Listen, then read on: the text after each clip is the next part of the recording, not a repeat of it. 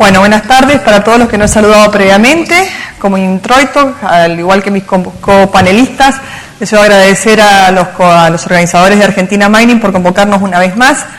Hace unos meses, cuando Paola Roja me llamó para invitarnos, le pregunté qué tipo de tema quería que tratáramos, y me dijo sobre la gestión de la propiedad minera en la Argentina. La verdad que me sorprendí bastante porque dije, a esta altura del partido vamos a hablar sobre este tema.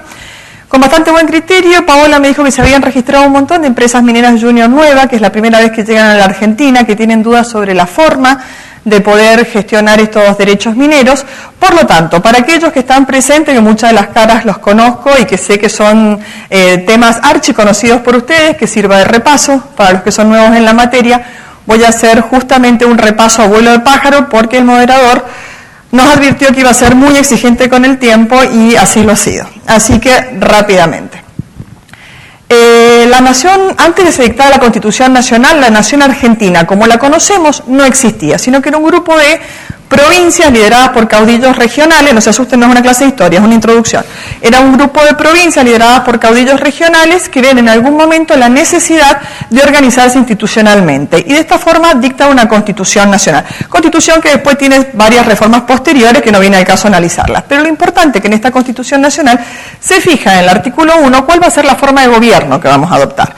Y dice que la nación argentina adopta para su gobierno la forma representativa, republicana y federal.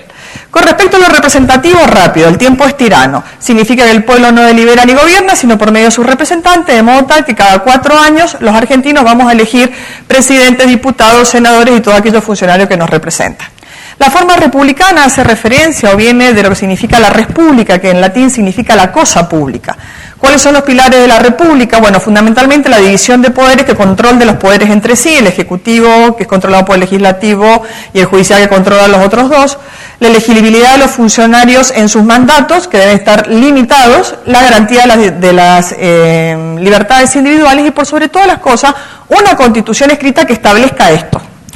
Llegamos al punto que nos interesa, que es lo federal, que más o menos Florencia ya lo mencionó recién. ¿Qué implica lo federal? Que no poco dolor de cabeza nos trae al momento de aplicar las normas mineras. La existencia de dos poderes, provincia y nación. El objetivo es la descentralización de poder del gobierno nacional a los gobiernos locales. Hasta ahí no habría inconveniente. ¿Por qué nos afecta desde el punto de vista de la aplicación del derecho minero? Esta filmina, que está llena de color y parece una ensalada de frutas, es a los fines que ustedes determinen o vean en la misma cómo todo el tiempo está provincia y nación relacionándose una con otra. Principio, las provincias son preexistentes a la nación, tal como dije. En segundo lugar, las provincias conservan todo el poder no delegado a la nación, dice la Constitución Nacional. Es decir, yo provincia tengo el poder, pero necesito constituirme como nación, entonces conservo todo el poder que no te doy. La Constitución prevé también que corresponde a las provincias el dominio originario de todos los recursos naturales, entre ellos de los minerales, obviamente, existentes en su territorio. También que las provincias delegaron a la nación el dictado del Código de Minería, pero no pueden alterar las jurisdicciones provinciales. Y las leyes de procedimiento minero son dictados por las provincias y reglamentan el Código de Minería de la nación. Entonces, todo el tiempo. Yo, provincia, soy dueña de los derechos, de los recursos minerales. Pero te doy a vos, nación, la facultad de dictar el Código de Minería, pero con una condición: no vayas a afectarme en mi jurisdicción local, porque yo para eso me reservo por mi autonomía la posibilidad de reglamentarlo. Por eso es fundamental, al momento de solicitar derechos mineros, preguntarle al cliente: dígame usted, ¿dónde va a iniciar su actividad? ¿En qué provincia? Porque de ello va a depender también cuál es el criterio que se va a aplicar. No obstante que hay un Código de Minería de marco, cada provincia en la Argentina, especialmente con actividad minera, tiene su propia ley de procedimiento, que no es siempre las mismas entre una y otra provincia. Es una de las cuestiones principales a tener en cuenta. ¿Cuál es otra secuela del sistema federal? Lo he dicho en este momento. Ley de fondo, que es el Código de Minería, ley de procedimiento. ¿Qué es una ley de fondo? La ley de fondo establece el qué se puede hacer. Es decir, cuáles son los derechos y obligaciones, por ejemplo. Una persona se quiere divorciar, ¿cómo se puede divorciar? ¿Cuáles son las causales de divorcio? ¿Cuáles son las obligaciones que le va a surgir de un divorcio? Ahora, ¿cómo lo hace eso? Lo establece la ley de procedimientos, es decir, a qué juez puede concurrir, qué requisitos tiene que probar, qué documentación tiene que presentar, etcétera, etcétera. En materia minera es exactamente lo mismo. No, no es exactamente lo mismo. Es exactamente la única excepción que tenemos, o alguna de las excepciones que tenemos con respecto a los códigos federales.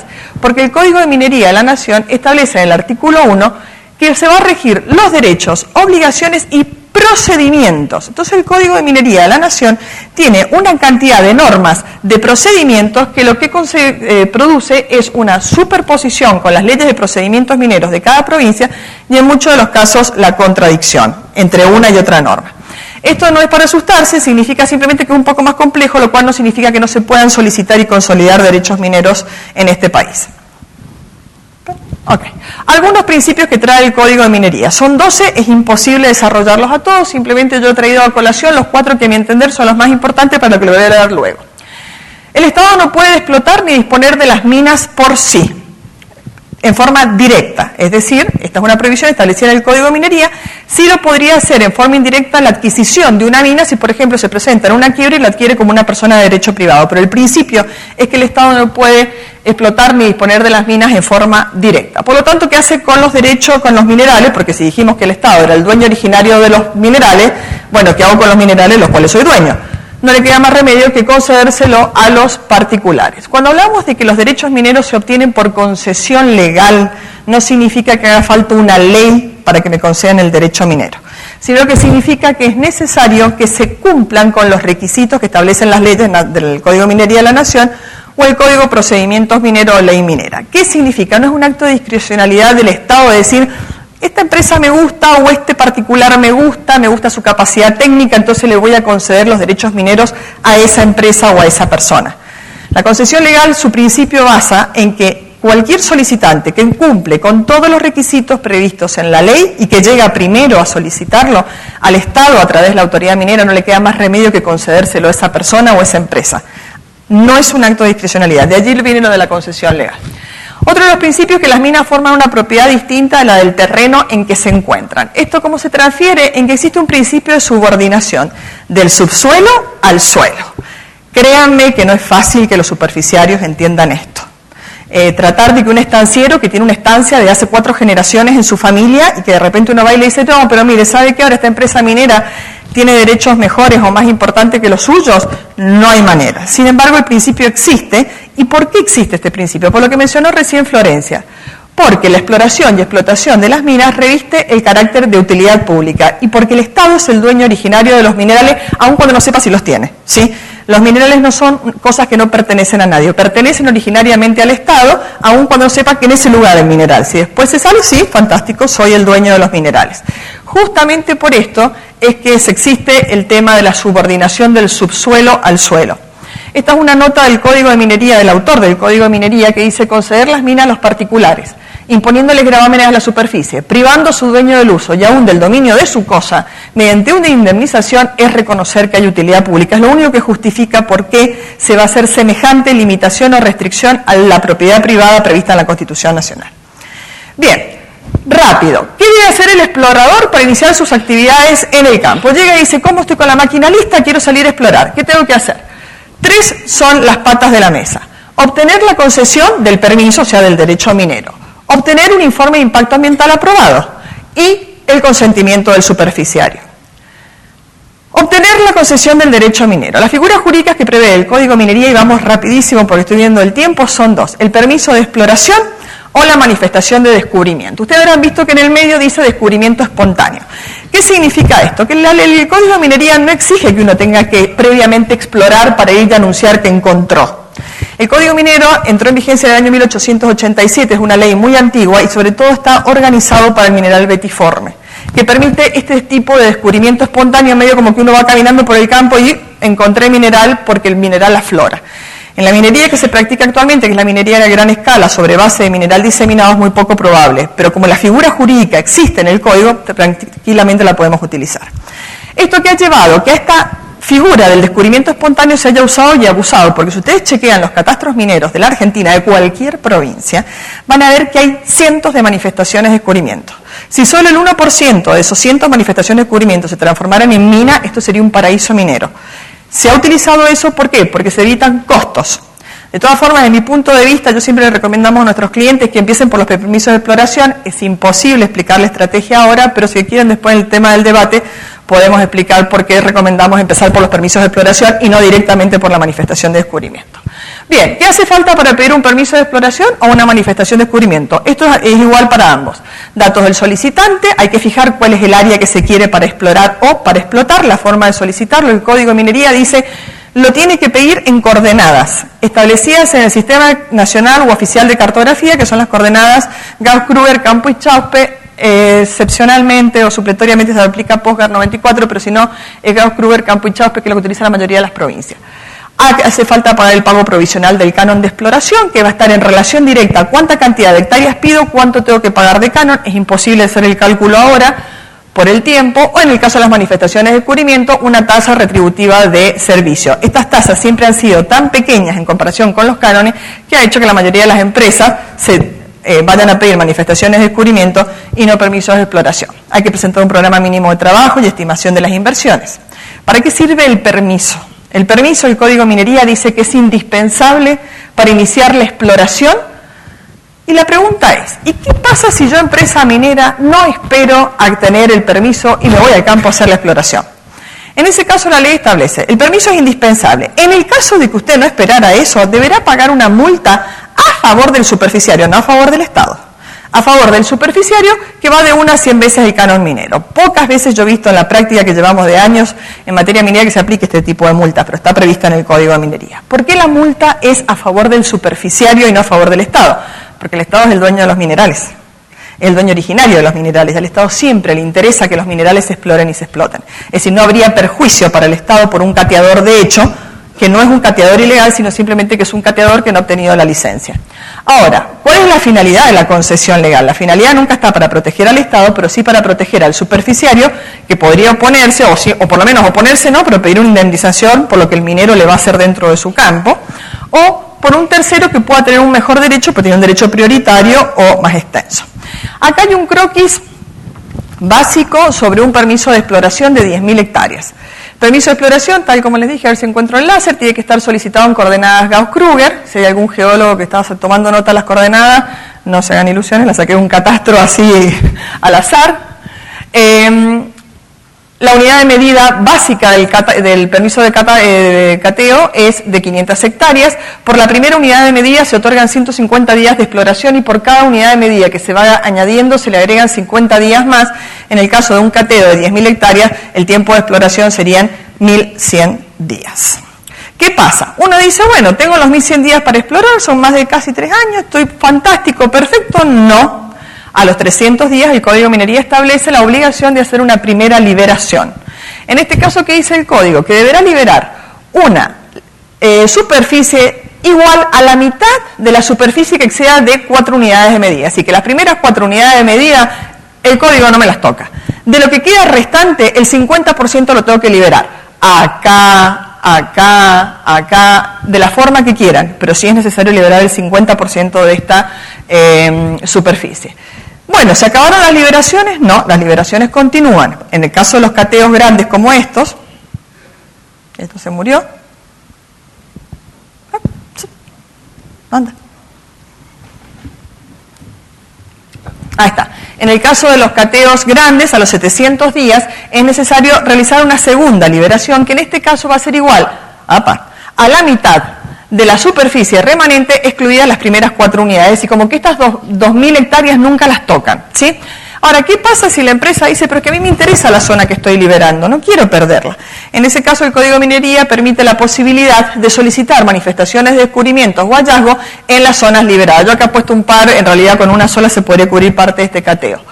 En el caso de la unidad de medida de la manifestación de descubrimiento es de 6 hectáreas para betiforme y 100 hectáreas para diseminado. Esto es bastante más complejo de como lo estoy presentando, pero me quedan 5 minutos. Así que pasamos a la segunda pata de la mesa, que era el informe de impacto ambiental aprobado. En el año 1995 se dicta una reforma al Código de Minería donde se incluye un capítulo con normas específicas ambientales para proteger y garantizar un ambiente sano frente a la potencial daño que pueda, o impacto más que daño, que pueda ocasionar la actividad minera.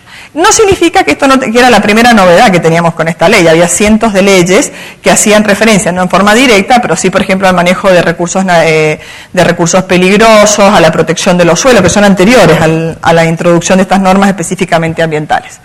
Un año antes, la Constitución Nacional, de hecho, se había modificado y se había incluido el artículo 41, que era el derecho de todo habitante a gozar de un ambiente sano y equilibrado, y la obligación de fijar presupuestos mínimos con las normas complementarias dictadas por las provincias. En el año 2002 se dicta la primera ley de política nacional ambiental que fija los presupuestos mínimos ambientales. ¿Eso qué significa? Que cualquier provincia que dicte disposiciones ambientales debe respetar estos presupuestos mínimos. Lo puede hacer más gravosa, ¿sí?, pero no menos gravosa. Caso emblemático de Mendoza, que de tanto proteger y proteger han prohibido la minería prácticamente. Con respecto al informe de impacto ambiental, decimos que el aprobado tiene que estar antes del inicio de las actividades. ¿De qué actividad? De todo. ¿Quieren ir al campo a respirar? Tienen que tener el informe de impacto ambiental aprobado, porque el Código de Minería es sumamente detallista y amplio, inclusive dice que es cualquier otro método que pueda surgir, aparte de la prospección, exploración, explotación, desarrollo, extracción, fundición, hay un montón más que no entraba acá en la diapositiva, cualquier otro método que pueda surgir de nuevas tecnologías. Es decir, que para cualquier tipo de actividad sí o sí es necesario un informe de impacto ambiental aprobado. Cuando se aprueba el informe de impacto ambiental, en cuanto al contenido, imposible determinar ahora por el tiempo que queda, pero cada provincia, aparte del Código de Minería, fija pautas generales, cada provincia, hay algunas que muy detalladamente dicen qué es lo que tienen que tener para cada parte. Lo mejor son los consultores ambientales que tienen clarísimo el tema y que pueden ilustrar sobre el tema. Con respecto al informe de impacto ambiental, una vez que la autoridad minera lo aprueba, debe emitir un documento que se llama Declaración de Impacto Ambiental. Esta declaración de impacto ambiental debe salir en 60 días hábiles, que me río porque realmente los 60 días hábiles suelen no aplicarse, y debe ser actualizada como mínimo cada 2 años o cada vez que se termine el programa de actividades que ampara ese informe de impacto ambiental. Si decidieron hacer 40 pozos y los 40 pozos les llevó 3 meses y no 2 años hacerlo, porque no van a esperar 2 años para actualizarlo, lo actualizan antes. La tercera pata de la mesa, el consentimiento del superficiario. Habíamos dicho que acá hay una cuestión de que como el Estado es el dueño originario de los minerales, tiene una finalidad de utilidad pública. Principio de subordinación del subsuelo al suelo. Imposible de explicárselo al superficiario. De los 3 intereses que tenemos para conciliar es el del Estado, que a toda costa le interesa que se saquen, se exploren y se exploten los minerales, que él no puede hacerlo por sí mismo. El otro interés es el del minero, que mientras menos condicionamientos me pongan y mientras más fácil sea mi actividad, bienvenido sea. Y por último, la del superficiario, que perplejo ve entrar a estas nuevas industrias que dicen: yo siempre he sido el dueño, tengo una Constitución Nacional que me dice que la propiedad es inviolable, tengo un Código Civil que me dice que mi derecho es esto, y ahora me vienen a decir que yo tengo que tener mi derecho de propiedad restringido, o incluso se puede llegar hasta la expropiación de parte del terreno superficiario para las necesidades de la mina. Entonces, en este caso, la única finalidad, como dije anteriormente, de este principio de subordinación es que haya utilidad pública, si no, no se puede explicar. ¿Qué puede hacer el superficiario? Lo ideal con los superficiarios es llegar a un acuerdo. Yo siempre digo a nuestros clientes: extremen, agoten y hagan lo posible por llegar a un acuerdo con los superficiarios. ¿Por qué? Porque si no, el plan B es solicitar una servidumbre minera, que es una figura jurídica prevista en el Código de Minería. Estas servidumbres mineras, que en otras legislaciones vienen directamente junto con la concesión del derecho, en la Argentina uno las tiene que pedir aparte. Como la mayoría de las autoridades mineras en la Argentina son administrativas, la petición de la servidumbre minera empieza a nivel de autoridad minera administrativa, pero después la fijación del monto de la indemnización se la pasan a un juez, con lo cual tenemos un proceso que no poco dura 2 años. Entonces, en ese caso lo ideal es lleguen a un acuerdo. Y aparte, porque aun cuando se consiguiera la servidumbre minera, es prácticamente imposible estar desarrollando actividad minera con un enemigo adentro, es decir, con una persona que no quieren que ingresen a su campo. Entonces, lo ideal significa llegar al acuerdo minero. En caso de fracaso, servidumbre minera. ¿Qué puede hacer el superficiario en ese caso? Puede pedir el pago de los daños y perjuicios que se le hayan ocasionado. Si todavía no se le han ocasionado perjuicios, porque estamos en una etapa de exploración, está haciendo geofísicas, muestreo, unas trincheras, una cosa que no hay grande cantidad de daño, en ese caso el superficiario lo que puede pedir es que se le fije una fianza para responder a esos potenciales daños en el futuro. Estoy a 40 segundos. Bien, conclusiones. El tema es muchísimo más extenso, hay muchísimos más cálculos, gráficos que se podría hacer con respecto a lo que hace falta para solicitar la propiedad minera. Hay buenas noticias para todos, para todas aquellas empresas que están llegando y que por primera vez se ven frente a este cuerpo normativo del derecho minero argentino. Es complicado solicitar derechos mineros, lo cual no significa que sea imposible conseguirlo. Muestra de ello son las minas que tenemos funcionando y los cientos de proyectos de exploración que están en etapa avanzada. La buena noticia también es para otros, y es que gracias a que es un poco complejo, los abogados siempre vamos a tener trabajo con las empresas mineras. Quedo a disposición de ustedes para cualquier tipo de pregunta al respecto. Gracias. Muchas gracias, Patricia.